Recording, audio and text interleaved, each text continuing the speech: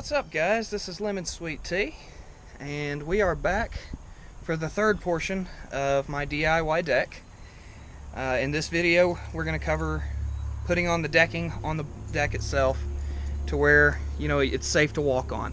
And we'll go ahead and get started on that. Stick around. There's a whole lot of information coming.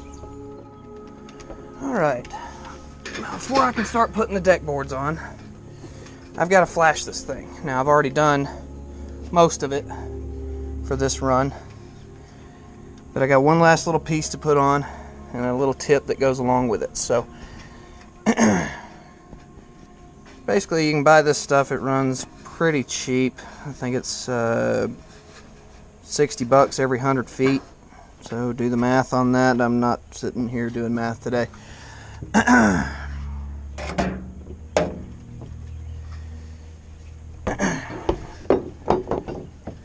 You want to make sure that each piece overlaps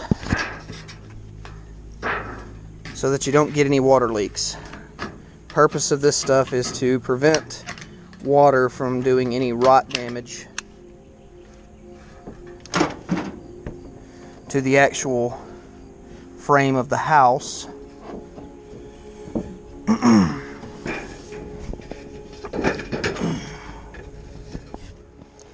Now, once you finally get everything put in place, you can screw it in and cut it to fit.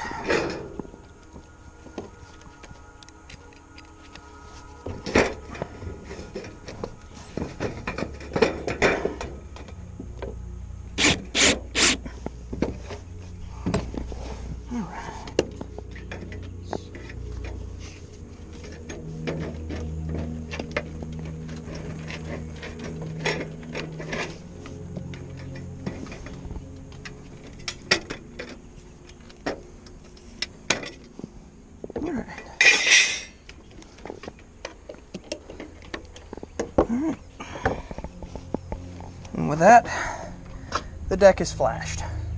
Now I can start running deck boards. On to the next thing. You want to make sure you get at least 2 screws everywhere that there is a joist run, just so that they line up good and they don't warp.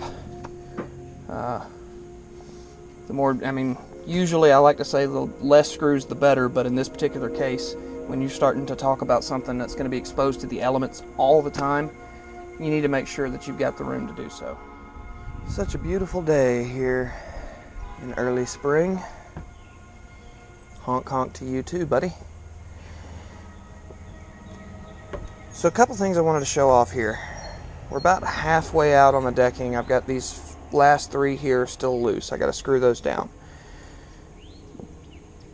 But the first thing that I wanted to discuss was the order of the boards that I used here.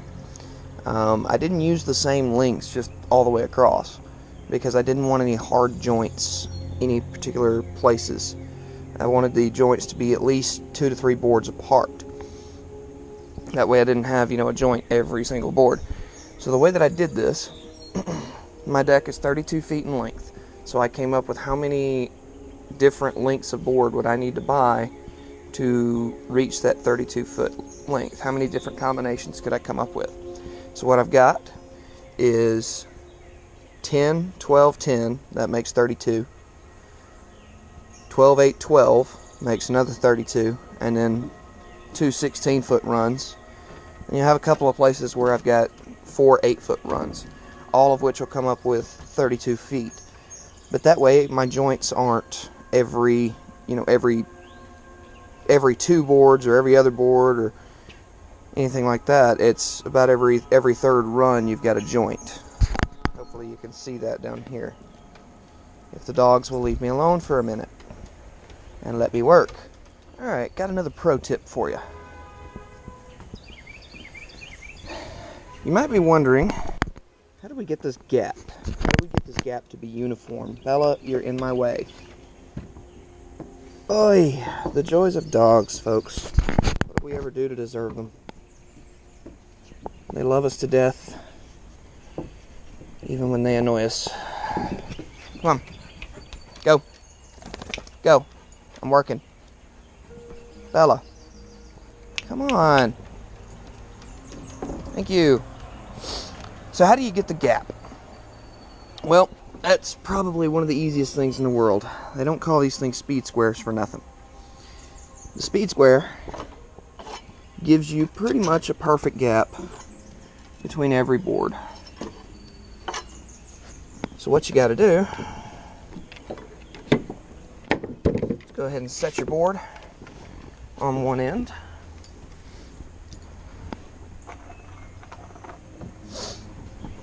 Pull it up to the speed square.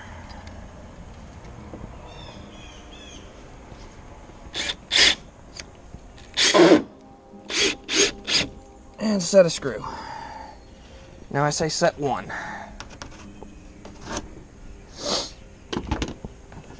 And it's for this reason. If you take a look at the other end of that board, I don't care how good a lumber you've bought, it's going to warp as it dries just a little bit. So what we got to do is we got to pull that warp. I'm going to show you a real easy way of doing that as well. Bella, step on, please. Go on. Get out of the way. So it's not bad warped. It's more got a twist in it. But that can be pulled out with the screws. But either way, I need to get my gap right. So I want to go about the middle of the board.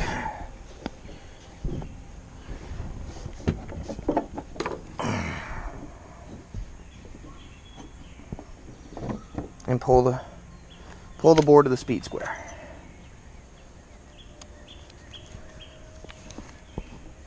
And where I put it at the bottom of the other screw I put in, I'm gonna put this one more towards the top.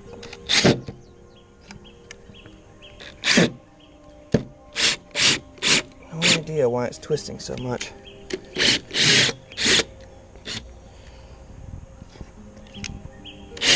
There we go. There we are. Now, that's got it nice and tight there. But we still got a little bit of a warp down here, and I'm not going to be able to pull that in by hand.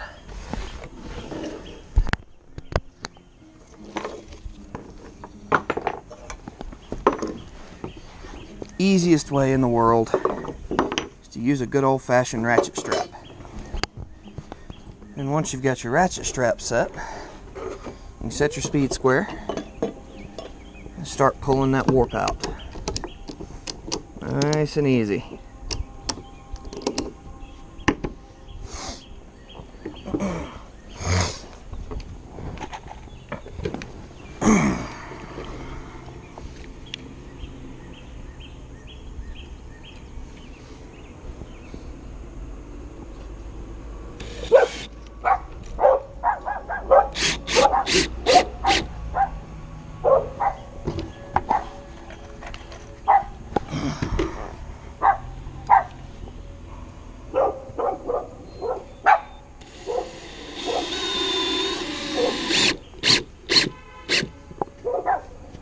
Alright.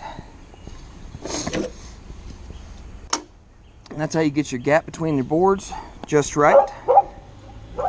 And how you start to pull a warp. Now, and with all the decking on, take a look at that. That is fantastic.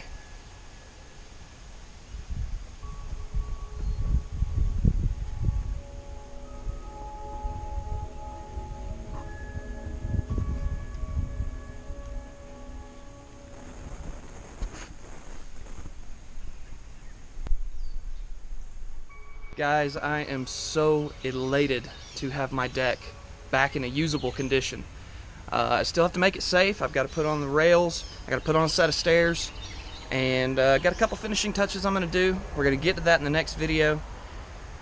I really can't wait until the next video is done, because I'm going to do a big before and after, and I can't wait to see it myself.